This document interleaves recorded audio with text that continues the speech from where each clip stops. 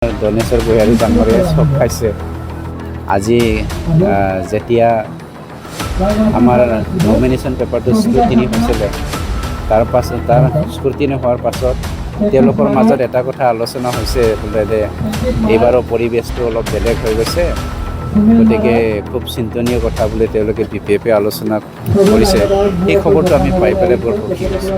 অকল কংগ্ৰেছ বুলি নহয়, কেইদিনমানৰ পাছত আপুনি চাব MLA ইলেকশ্যনৰ আগে 90% BPF-ৰ লিডাৰবিলাকে UPPL দলত যোগদান কৰে।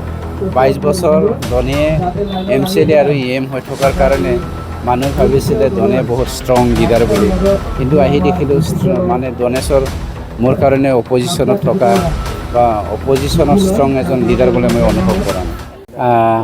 আজি আমাৰ বাউকুমদী সমষ্টিৰ নৰ্থ নাইগাঁও প্ৰাইমাৰীৰ আণ্ডাৰত 410 জন BJP আৰু BPF-ৰ ছাপৰ্টাৰসকলে UPPL দলত যোগদান হৈছে। এটা কথাটো স্পষ্ট হৈছে, আজি UPPL দলে জয় মই হৈছে আমাৰ কি কয় 11 নম্বৰ বাউকুমদী সমষ্টিত, আৰু সেইবোৰ দেখি পেলাই আমাৰ দনেশ্বৰ গোহাৰি ডাঙৰীয়াই চক খাইছে।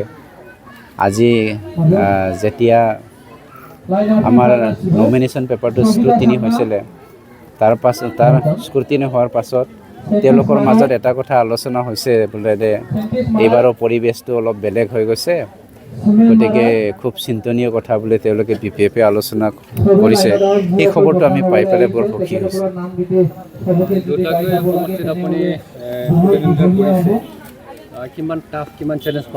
চাওক, আমাৰ সন্মানীয় পাৰ্টি হাইকমাণ্ড প্ৰমোদ বড়ো ডাঙৰীয়াই মোৰ ওপৰত আস্থা ৰাখিছে।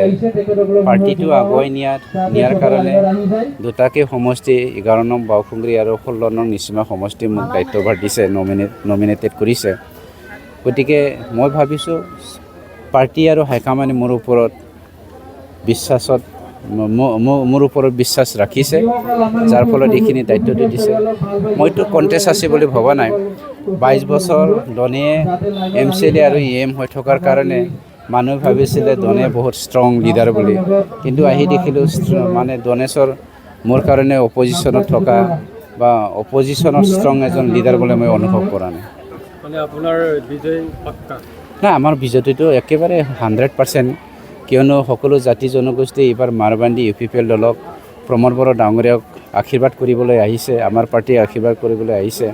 কিয়নো সকলো জাতি জনগোষ্ঠীয়ে, বড়োসকলে চাগে ইমান অনুভৱ কৰিবলৈ সক্ষম হোৱা নাই, কিন্তু সকলো জাতি জনগোষ্ঠী নন বড়োসকলে প্ৰমোদ বড়ো ডাঙৰীয়াক শান্তিৰ দূত, সমন্বয়ৰ দূত বুলি আজি গণ্য কৰিছে। গতিকে সেইটোৱে যথেষ্ট আমাৰ কাৰণে।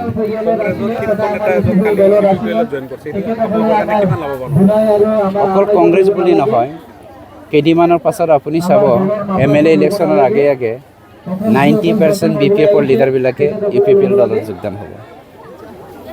Thank U.